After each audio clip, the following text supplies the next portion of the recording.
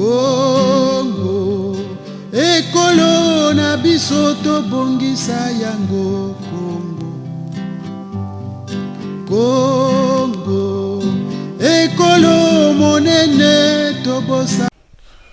Bienvenue sur le site Congo Liberty. Nous recevons aujourd'hui une éminente personnalité congolaise, Monsieur Marcel Abinia, cofondateur des Assises nationales du Congo et chargé actuellement au sein de cette organisation des valeurs éthiques et morales.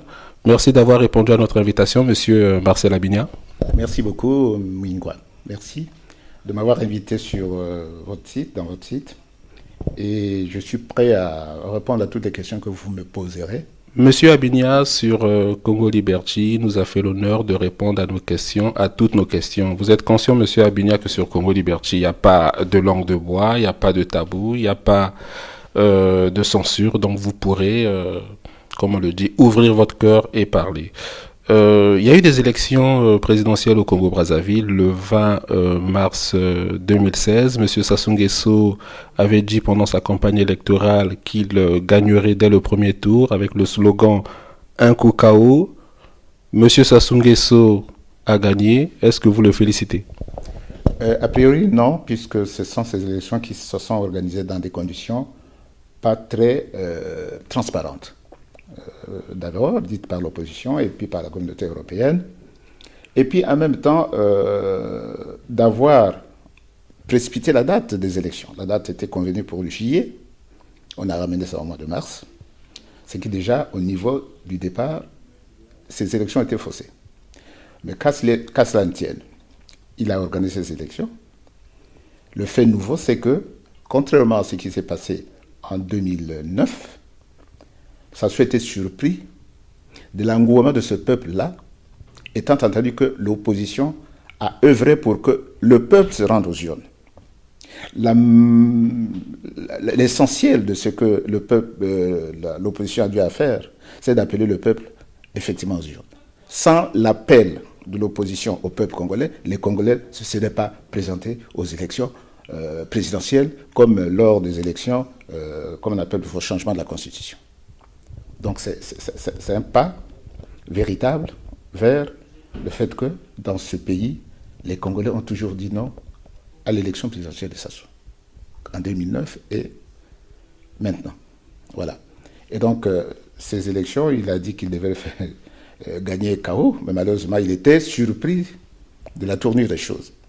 On reviendra peut-être que sur celui qui a donné les leitmotivs à ces élections, c'est-à-dire Jean-Marie Mokoko, mais qu'à cela ne tienne, l'opposition, à mon avis, a été à la hauteur de l'incitation de ce peuple-là à aller aux urnes. Et donc, un fait supplémentaire pour démontrer qu'effectivement, le peuple ne refuse pas, mais le peuple a toujours dit oui si les choses se passaient dans la meilleure des dispositions possibles. Donc, ce qui est sûr, c'est que ça soit été surpris. Monsieur Marcel Abinia, vous êtes chargé des valeurs éthiques et morales au sein des Assises nationales du Congo. Vous conviendrez avec moi que cette élection a été décriée. Est-ce que, malgré tout, la stratégie de l'opposition n'était pas mauvaise? Oui, la stratégie de l'opposition n'était pas mauvaise. J'étais de ceux qui pensaient que l'opposition a pris une décision, à mon avis, essentielle, dans ce sens que l'opposition a mesuré l'impact de leur implication dans le fait politique au niveau national. Ce qui montre que l'opposition a incité ce peuple à aller aux urnes. Ce qui s'est fait. Maintenant, au niveau des états-majors, c'est là où il y a la question essentielle de savoir est-ce que les états-majors ont dû bien réfléchir quant à celui qui était en face d'eux, quant aux velléités de celui qui est en face d'eux. Et c'est ça où, effectivement, nous devrons élucider la question, puisque ils ont sous-estimé, à mon avis, celui dont nous connaissons les prétentions, celui dont nous connaissons un certain nombre de pratiques, ils l'ont sous-estimé. Et en ce moment-là, le débat pourra se faire. Alors, on a parlé de la stratégie de l'opposition. Finalement, M. Denis Sassou Nguesso a été proclamé vainqueur de cette élection à plus de 60% de voix, en tout cas officiellement. Que pensez-vous de la stratégie de M. Kolela de s'être rapproché de la Cour constitutionnelle pour faire un recours? Cette stratégie de Kolela, et bien d'autres d'ailleurs, même Tati Mabiala. Non, écoutez, la stratégie de Kolela, connaissant la situation politique dans notre pays, ils savaient et ils savent très bien que devant cette Cour constitutionnelle qui est dominante, contrôlée par le pouvoir, ils ne peuvent pas avoir un résultat positif.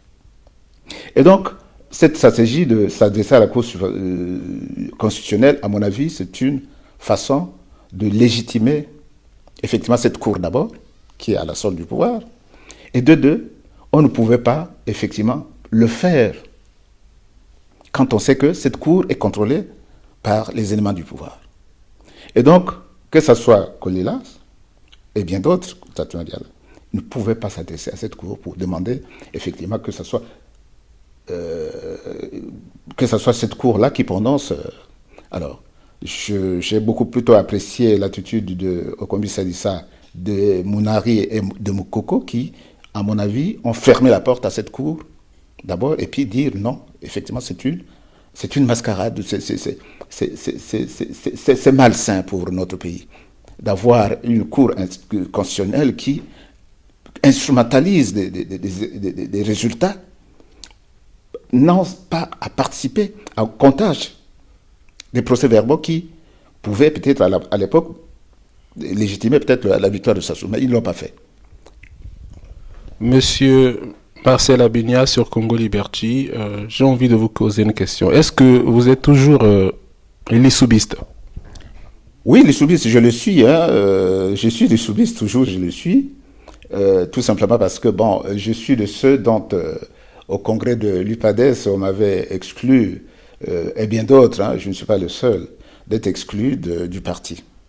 Et dans le fond, dans les idéaux du Souba, je me reconnais toujours. Alors, ça veut dire que vous êtes peut-être, enfin, vous venez de dire que vous aviez été exclu de l'UPADES. C'était pour vous poser la question.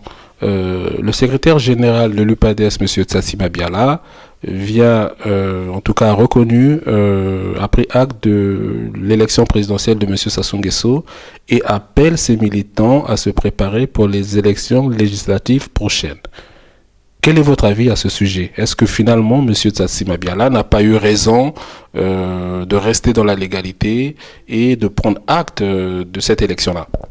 Le secrétaire général de l'UPADES actuellement, Tsatsi Mabiala, où il a une bonne lecture de ce que c'est le Congo sous ce système, ou il a mauvaise lecture du Congo sur ce système. On ne peut pas demander aux militants de l'UPADES, dans les conditions actuelles, d'aller aux élections législatives. Étant entendu que le pouvoir actuel, dont on connaît les stratégies, dont on connaît le fonctionnement de ce parti, PCT, Tsatsi Mabiala demande aux Congolais d'aller aux élections législatives. Mais c'est leur demander d'aller au suicide. Au suicide, tout simplement parce que la preuve vient d'être faite qu'on reviendra toujours dans les mêmes erreurs de flirter avec ce pouvoir qui, dans le fond, ne veut pas partager le pouvoir à tous les Congolais. Et donc, accepter d'aller aux élections législatives ou locales, c'est une aberration. Alors, je veux bien que les Congolais, les politiques congolais inventent la démocratie congolaise, la nouvelle démocratie congolaise, et que s'habituer à travailler avec un régime dont la caractéristique générale est le mensonge, et l'invective, et la roublardise, et la corruption, mais Tsatsi Mabiala envoie les militants à la dérive. Étant entendu que ce n'est pas parce qu'il a reçu 17% qu'il va se prévaloir et dire aujourd'hui « je suis le chef de l'UPADES », mais il se trompe. Mais vous avez néanmoins capitulé quand je vois tous les membres de l'UPADES, à commencer par vous-même, d'autres, les Marc Mapingou, je peux en citer d'autres, qui sont tout au pays ou ici à l'étranger. Vous avez quand même laissé ce parti-là, M. Tsatsi Mabiala. De quoi vous plaignez-vous aujourd'hui? Non, on n'a pas laissé ce parti-là. Nous, au niveau de Paris, on avait constitué la Fédération UPADES autonome. Et nous travaillons dans le sens de pouvoir réconcilier les militants de ce parti. Et à l'époque, on avait même saisi Tsatsi Mabiala par le truchement de Ouattara et de bien d'autres, Koukébéné notamment, pour que, effectivement, la réconciliation au sein du parti puisse se faire. Mais malheureusement, l'équipe de M. Tatima Biala et bien d'autres de Tatima Biala n'ont pas vraiment accepté le fait que nous puissions effectivement aller dans le sens de la reconstruction du PADES. Donc on l'a laissé. On a capitulé peut-être, mais on n'a pas laissé, étant entendu que Tatima Biala, je ne veux pas encore le stigmatiser.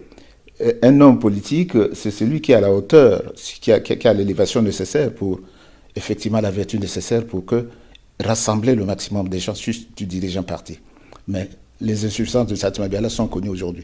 Pour moi, ça ne m'étonne pas. Mais on n'a pas capitulé pour autant. Il y a bien des militants et des militantes qui, effectivement, posent le problème et reposeront le problème d'effectivement la reconstruction de ce parti. J'en ai eu des preuves récemment encore. J'ai appelé quelques cas de Pointe-Noire qui m'ont confirmé qu'il faudrait qu'on revienne sur les fondamentaux du parti et notamment la reconstruction de ce parti. Alors, pour parler de l'UPADES, puisque ça fait partie de votre famille politique, on a quand même vu, malgré que les résultats officiels ont été contestés, il y a eu ceux de la commission technique électorale de l'opposition, les candidats issus de la famille politique de M. Pascal Lissouba ont été laminés, même dans les fiefs de l'UPADES, à savoir M. Pascal Tatima Biala, Madame Mounari. Finalement, les idéaux du professeur Pascal Lissouba n'étaient pas que virtuels. Comment expliquez-vous cette bérésina dans le Grognari? Non, cette bérésina est due simplement parce que les idéaux de Pascal Lissouba, c'est d'abord... Lissouba nous a réunis sur la base de l'amour, sur la base que les Congolais s'aiment. Or, on regarde très bien que dans la plupart des cas de ces candidats, ou de ces quelques candidats, c'est plutôt l'égocentrisme qui les prime parce que les gens n'ont pas le souci du collectif. C'est la défense de leurs intérêts. C'est pour cela, quand Moukoko arrive et quand bien d'autres arrivent, vous avez bien vu que, effectivement, les Congolais se sont détournés des dirigeants des partis existentiels et sont allés vers Moukoko. C'est quoi? L'explication est toute simple. Moukoko a démontré l'amour. Parce que quand les militants disent à Moukoko, à bien d'autres, il y a un bon gouvernement, il y a Pamba, et à Brazzaville, il y a Bissou un bon côté, c'est effectivement, ça traduit fondamentalement le manque d'amour, le mépris de ce peuple-là, des dirigeants de ce peuple-là vis-à-vis de leur peuple. Alors on parle du général Mokoko, monsieur Marcel Abigna, sur Congo Liberty. Est-ce que monsieur Jean-Marie Michel Mokoko, le général, ne s'est pas comporté comme un véritable bleu, pour reprendre le jargon des militaires, sur la scène politique congolaise? Le général Mokoko était censé savoir que la situation était militaire. Aujourd'hui, le général Mokoko, on ne l'entend plus et il n'y a pas du tout de plan B. Est-ce que finalement, le général Mokoko, en usant de cette façon, n'a finalement pas fait le lit de M. Denis Sassou Nguesso?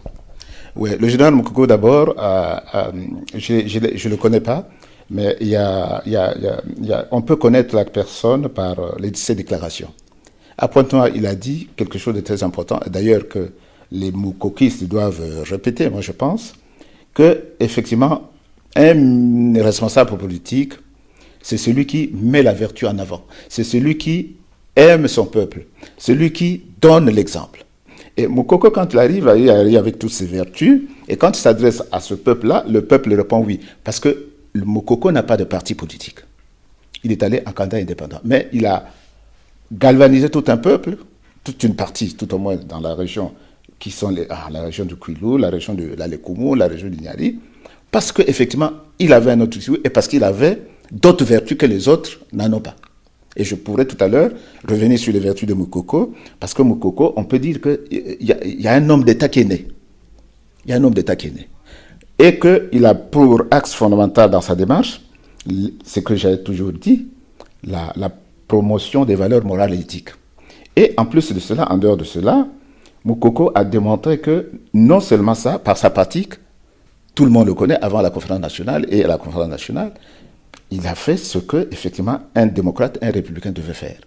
Et donc, un discours qui décale très bien avec ce qui se fait et avec d'autres candidats, et des vertus qui sont effectivement ceux des hommes d'État. C'est-à-dire, Moukoko a démontré par là, quand il dit par exemple au discours de Pointe-Noire, qu'un homme qui n'exige pas rien de lui-même et qui veut imposer à d'autres ce qu'il... Mais il revient au postulat socratique qui dit que connais-toi toi-même et tu connaîtras le monde. Et donc, demander aux autres ce que tu ne peux pas faire toi-même, c'est une façon de se condamner.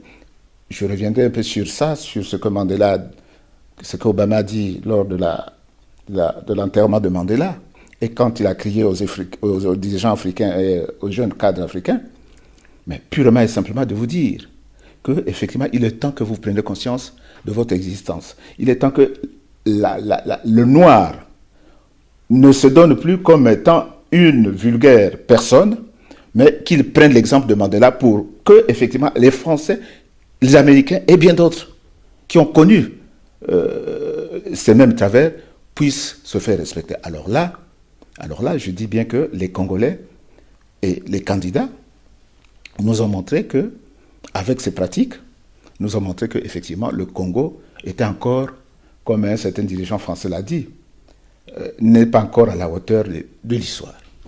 Alors, pour revenir au général Mokoko, les Congolais l'attendaient plutôt sur la scène militaire, en tout cas en partie. Les gens se sont dit qu'avec le général Mokoko, une partie de l'armée pourrait prendre parti du peuple congolais. Il n'en est rien. Est-ce que le général Mokoko n'a pas sous-estimé la force de M. Sassou Nguesso? En tout cas, que l'armée congolaise aujourd'hui est tribalisée. Il a pourtant été conseiller de M. Sassou Nguesso. Est-ce que ce n'est pas finalement une faute de sa part? Effectivement, j'ai la même provocation que toi, Mingwa, sur cette question, parce que je ne comprends pas, effectivement, tout au moins de ce point de vue-là, Mokoko sur ce point. Comment ne pas connaître, effectivement, Sassou?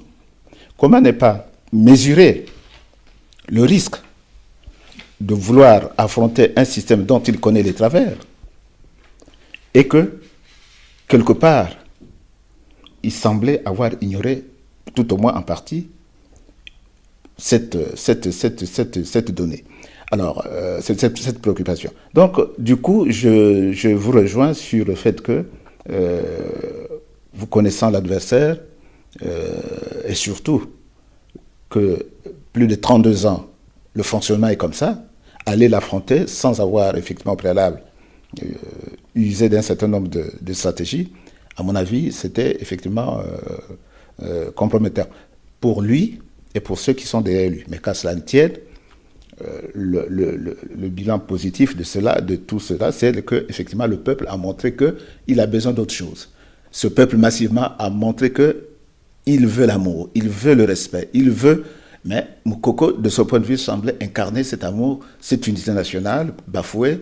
Et c'est pour cela, effectivement, c'est une question ambivalente, mais essentiellement, Moukoko a sous-estimé l'adversaire, tout au moins au niveau militaire et stratégique, connaissant la personne.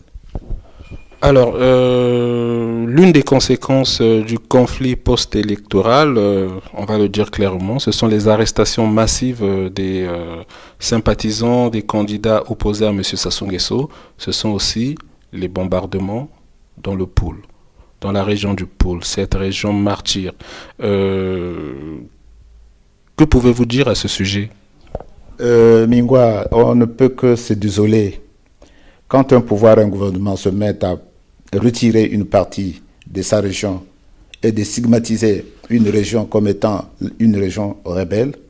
Et en plus de cela, ce qui est beaucoup plus grave, c'est la mort en permanence de ceux qui ne sont pas impliqués, c'est-à-dire les femmes, les hommes, les vieillards, dans cette tragédie. Des innocents qui sont bombardés en permanence, sans avoir commis quelque faute que ce soit. Et c'est là la tragédie congolaise. Devant ça, on ne peut pas se taire. Devant ça, les intellectuels, soi-disant les intellectuels du Congo, et les hommes éclairés ne peuvent pas se taire. Moi, je suis désolé parce que je suis de ceux qui, depuis la fin, on fait l'AEC, j'ai des amis au nord. J'ai des amis dans le Poul. J'ai des amis dans le Niari. J'ai des amis dans la Lekoumou, la région dans laquelle je suis né. Et j'ai des amis un peu partout dans le pays. Mais comment pouvais-je justifier par un discours, par un positionnement, qu'on bombarde une partie de notre région et qu'on se complaise dans l'attitude défaitiste qui consiste à dire « Oh non !» et surtout les partisans de Sassou qui ne prennent pas la mesure de ce qu'ils sont en train de faire. Intellectuellement parlant, c'est très grave pour ceux-là. Et quand j'en connais des ministres de Sassou qui étaient avec moi à l'AEC ici, mais ne peuvent pas contribuer à renforcer un tel système répressif pour que, effectivement, les Congolais souffrent. On ne peut pas. Si on en croit M. Frédéric Binsangou, celui qui se fait appeler Pasteur Ntoumi, il reconnaît, lui, que des ninjas plutôt instrumentalisés par M. Ndengue Djitchil ont eu raison de contester par une espèce de rébellion, en tout cas, les résultats de M. Sassou Nguesso. Finalement, M. Ntoumi reconnaît qu'il y a quand même eu une rébellion naissant dans le poulet. Est-ce que M. Sassou Nguesso n'a pas eu raison de défendre les institutions qu'il incarne? Oui, il peut avoir eu raison de défendre les institutions qu'il incarne, mais la question, d'abord, était que le pouvoir en place nous fasse la démonstration, avant les attaques, de l'existence de ce groupe. Ce qui n'a pas été fait. Parce qu'un gouvernement qui a une police qui a tout ce que tu sais comme l'arsenal de précis, quand il constate que dans le pays, il y a des gens qui sont regroupés ou qui sont ceci, c'est anticiper pour dire, bah, il y a ceci qui se passe, voilà j'ai des preuves, voilà j'ai ceci, mais que de dire qu'il y a ceci, on va bombarder. Sans au préalable mener des enquêtes. Et c'est ça qui est dommage, parce que aujourd'hui, c'est pour cela on dit que ce sont des trucs préfabriqués et manipulés. Et quand j'ai discuté avec un frère du pôle, un intellectuel du pôle, me dit, bien non, mais ce sont des ninjas certes, mais qui ont été à la limite instrumentalisés par le pouvoir, qui se sont retournés, moyennant de l'argent, moyennant 3 millions, moyennant ceci, cela. Et quand ils ont été surpris que finalement le pouvoir s'est retourné contre eux pour pouvoir les bombarder, alors ils ont été pris au piège. Et donc c'est l'instrumentalisation de ces ninjas, les pots, mais ce n'est pas, à mon avis, que Ntoumi est organisé. Mais depuis ce temps-là, Ntoumi est partenaire de Sassou Nguesso pour la paix. Mais il devrait, par les services de renseignement, s'informer sur ce qu'est en train de faire Ntoumi. Depuis lors, la question devait être résolue. Monsieur Sassou Nguesso va prêter serment ce samedi 16 avril à Brazzaville. Finalement, la communauté internationale, malgré les bombardements au Congo-Brazzaville, malgré les arrestations d'opposants, n'a pas du tout bougé. Je sais que vous êtes vous-même membre du Parti socialiste français, que vous vous intéressez beaucoup aux relations internationales. Les Congolais sont bien seuls. Votre lobbying ici en Europe n'a pas du tout marché.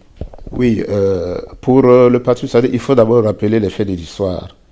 L'histoire des relations, disons, de la gauche française d'une manière générale, de la SFIO et du Parti socialiste, ont démontré que la gauche a toujours été celle plutôt qui a contribué aux avancées démocratiques dans notre continent après les indépendances ou avant les indépendances. Pensez à la loi cadre de 1956 par Gaston Defferre, c'est la gauche. Pensez aux élections présidentielles de 1981 où Mitterrand nomme Jean-Pierre Cotte au développement. C'est Michel Rocard qui inspire Jean-Pierre Cotte sur la politique du co-développement. C'est la gauche. La conférence de la Baule arrive, c'est encore la gauche avec Mitterrand qui demande que pour qu'il y ait développement, il faudrait effectivement que la démocratie puisse se faire, puisque c'est une thèse partagée par les grands économistes. Sans développement démocratique, il n'y a pas de développement. Et Mitterrand a repris cette thèse-là et a imposé les conférences nationales. C'est toujours la gauche. Alors, ce qui est beaucoup plus surprenant, c'est que cet héritage des pères socialistes n'a pas été repris par l'actuel président de la République, François Hollande. Et c'est le silence total pendant qu'on est en train de bombarder toute une région, pendant qu'on est en train d'arracher à la vie des innocents.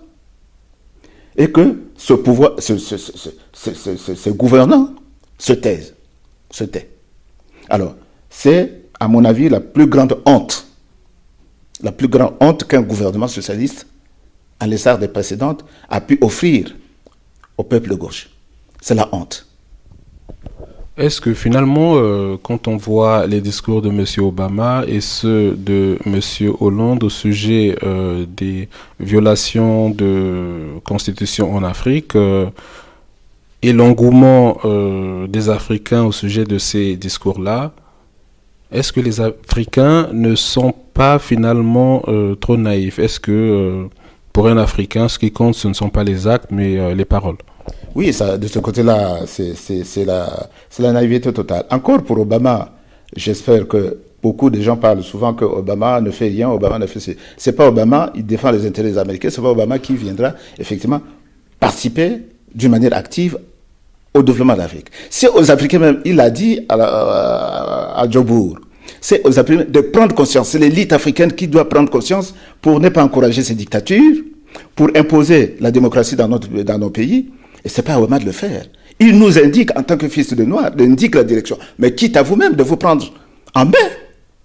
Et c'est ça qui est essentiel pour ceux qui l'accusent, il ne fait rien. Mais écoutez, si vous affichez la barbarie et la sauvagerie, ce n'est pas Obama qui viendra effectivement vous dire non, il ne faut pas être...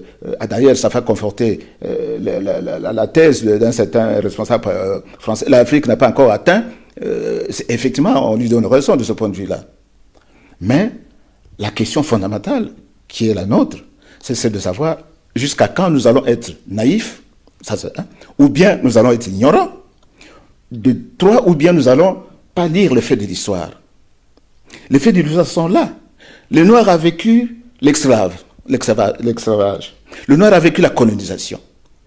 Et aujourd'hui, le Noir fait la démonstration que, effectivement, nous ne sommes pas, par nos actes, capables de pouvoir dire que effectivement nous sommes aussi les éléments éclairés de cette planète. Dans ce quoi, à quoi servir l'héritage de Mandela, notre icône commune qui nous a démontré et qu'Obama a exaucé qu'il faut prendre l'exemple sur Mandela. Il faut prendre l'exemple sur Mandela. À quoi servir Mandela alors si cet héritage est en train d'être bafoué par des comportements barbares des dirigeants de Brazzaville? Monsieur Marcel Abigna, vous avez donc analysé la situation politique congolaise, mais est-ce que par rapport aux analyses qui sont les vôtres, est-ce que vous avez des argumentaires pour expliquer la nature de ce régime Sassou Nguesso, et est-ce que vous pouvez faire des propositions pour mieux le comprendre et pourquoi pas pour le combattre? Oui, le fond du problème avec ce régime, c'est le manque de fondement moral. Un régime qui n'a pas de fondement moral et un régime qui n'a pas d'acteurs qui ont l'éthique et la vertu, ça ne peut pas aller loin. Et Mingwa, imagine-vous, les grands hommes d'État, ce sont ceux qui ont brillé par l'intériorisation des valeurs morales et éthiques. Et tu verras dans l'histoire que les grands noms comme les Gandhi, les Mandela, les généraux de Gaulle, ce sont les gens qui ont eu pour fondement dans la pratique de leur vie politique de la vertu. Et donc, cette question essentielle, qui est la marque des grands chefs d'État, la marque de fabrique des grands hommes d'État, accompagnée d'une certaine simplicité, ce que Mandela nous a démontré, montre que effectivement nous manquons de ces hommes-là. Un déficit des hommes capables d'avoir les vertus morales, les vertus éthiques et spirituelles nécessaires pour pouvoir diriger un pays. Mais alors, Monsieur Abigna, est-ce que finalement, vous, en tant que personnalité qui réfléchit beaucoup sur les questions morales et éthiques, en ce qui concerne la nature de ces pouvoirs-là, il y a Machiavel, mais aussi Aristote qui a argumenté sur ce type de tyrannie-là. Est-ce que vous avez plus d'exemples, en tout cas des parallèles à faire par rapport à la tyrannie de M. Denis Sassou Nguesso? Oui, effectivement, ça se vérifie puisque par la pratique, nous avons vu que les choses qui se sont passées au Congo, les morts, les tueries pour la dominante politique, ont toujours été faites pour éliminer les grandes élites. Et ça continue jusqu'à ce jour. Deuxièmement, le vice. c'est une pratique de la tyrannie. Le manque de vertu conduit au manque de vice, et plutôt au vice. Troisièmement, il y a un fait historique démontré, et c'est Sophocle qui le dit, le tragique grec Sophocle qui le dit, que la corruption, l'argent, corrompt même les hommes les plus vertueux. Et que ça donnait à l'argent, c'est ça donner à la ruse, ça donnait au mensonge. Quand les acteurs politiques aiment trop l'argent, c'est le domaine de la ruse qui prend le dessus sur la vertu. Et c'est ça, c'est qui gangrène notre pays en partie. Parce qu'on apprend aux jeunes, déjà, le pouvoir de l'argent. Qu'est-ce que vous voulez qu'un jeune qui vient de grandir au contact avec l'argent, qu'est-ce que vous voulez qu'il fasse? Et ça, c'est la tradition africaine. Quand un papa meurt, c'est le fils qui prend le pouvoir. Quand en entendant qu'effectivement ce fils n'a pas pris encore l'exemple sur la souffrance, sur le travail, sur le travail, parce que l'argent c'est la conséquence du travail. Mais quand c'est l'argent facile, et ça entraîne tout ce que nous constatons dans notre pays. Et c'est toujours le manque de vertu politique. Et les parents qui habituent les enfants à la vie facile vont produire les mêmes gangsters, les mêmes tyrans. Ça pourra aller de père en fils. Effectivement, mais l'après, ça se risque d'être compliqué puisqu'il y a cette culture de l'incurie, du vol, du crime qui a été finalement institué au Congo-Brazzaville. Il y aura vraiment beaucoup de choses à faire. Quelles sont les propositions pour demain? Les propositions pour demain, c'est d'abord mettre un président de la République qui donne l'exemple. Parce que c'est lui le chef de la nation. Et comme Mokoko disait à l'époque, dans son discours, un président de la République, un responsable politique qui ne donne pas l'exemple, fera de telle sorte que les hommes qui sont autour vont reproduire les mêmes phénomènes. C'est d'abord un problème du président de la République, et qui donne l'exemple. Et de deux, toutes les institutions de la République, s'ils sont tenus par des hommes qui ont la vertu, qui privilégient le pays, on peut espérer que progressivement, cette tendance, cette culture pourra effectivement disparaître petit à petit. Mais si on nomme un directeur, comme aujourd'hui c'est le cas sur les bases que nous connaissons, pour favoriser le président de la République, on nomme un ministre pour ceci, sans qu'effectivement on puisse être conforté par le fait que ce ministre-là a des vertus, effectivement, et plus la culture d'impunité, mais ça pourra reproduire les mêmes choses. Donc, c'est un travail titanesque qui attend les nouveaux responsables de demain. Monsieur Abigna, nous arrivons à la fin de notre émission. Est-ce que vous avez un dernier mot à l'endroit des Congolais, si possible, des militants de l'UPADES? Disons que fondamentalement, il faudrait que les voix se lèvent pour condamner ce qui est en train de se passer. Et j'apprends, et je connais beaucoup des intellectuels africains même qui sont en train de nous soutenir dans ce combat. Et que de plus en plus les voix se lèvent pour arrêter des bombardements, ce qui doit se faire. D'autre part, pour ceux qui ont la prétention de pouvoir diriger les autres, il y a 3 qualités essentielles. C'est le respect de la vertu. La vertu est l'élément cardinal pour celui qui a l'ambition de diriger les gens. Moukoko l'a démontré. Pour d'autres, je mets un point d'interrogation. D'autre part, c'est le respect des normes, le respect de la justice. Et quand la justice sera indépendante dans notre pays, c'est pour cela qu'on parle de la séparation de pouvoir, nous aurons gagné un point. Et surtout, les dirigeants doivent faire respecter la justice. Et quand on voit la coalition de l'État avec un certain nombre ou des magistrats pour faire pression pour que la Cour constitutionnelle, mais c'est là le plus grand danger parce qu'un pays sans loi, sans justice, c'est un pays qui va à la dérive.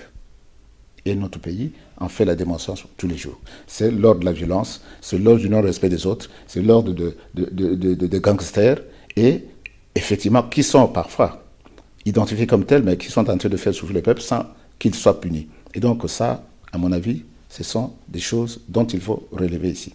Et donc j'en appelle les Congolais au respect des autres, à faire que la vertu puisse prendre le dessus.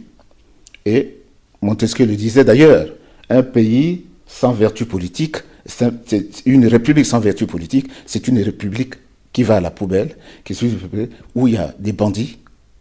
Et Rome s'est écroulée à cause de tout ce manque de considération, le manque de vertu politique. Donc essentiellement, c'est ça que j'exhorte à tous les Congolais. Monsieur Abinia, nous vous remercions d'avoir répondu à l'invitation de Congo Liberty. Vous êtes ici chez vous, comme vous le savez. Nous attendons d'ailleurs toutes les publications sur la morale et l'éthique parce que les Congolais en ont bien besoin et vous êtes spécialisé dans cet exercice-là. Mais j'avais quand même un dernier mot pour vous. L'Église catholique, en tout cas Monseigneur Portela, vient de réagir sur l'élection présidentielle de M. Sassou Nguesso qu'il a condamné, a aussi condamné les bombardements dans le Poul. L'Église catholique réagit vraiment tard. En tout cas, on ne sait pas s'il parle au nom de l'Église catholique, mais Monseigneur Portela s'est exprimé ce matin sur RFI. Oui, j'ai écouté l'intervention de Monseigneur Portela, mais je l'élargis d'une façon beaucoup plus générale. On disait à l'époque, et même pas récemment, et bien d'autres d'époque, que la France était la fille aînée de l'Église, l'Église catholique j'entends, et que l'Église catholique est bien implantée dans notre pays, et qu'on fait subir des souffrances à un peuple sans que l'Église puisse être partie prenante de ça, c'est vraiment la désolation. Et ça, il faut le souligner, qu'aujourd'hui, les homélies dans les églises, ça ne suffit pas. On est en train d'arracher à la vie beaucoup de jeunes filles congolaises et de jeunes garçons congolais, et que l'Église se tait. Ça, c'est quelque chose de vraiment absurde. Et j'ajouterai une autre chose, c'est que la France dite pays des droits de l'homme, pays de ceci, où est la France pays des droits de l'homme dans ce combat de souffrance que mène le peuple congolais?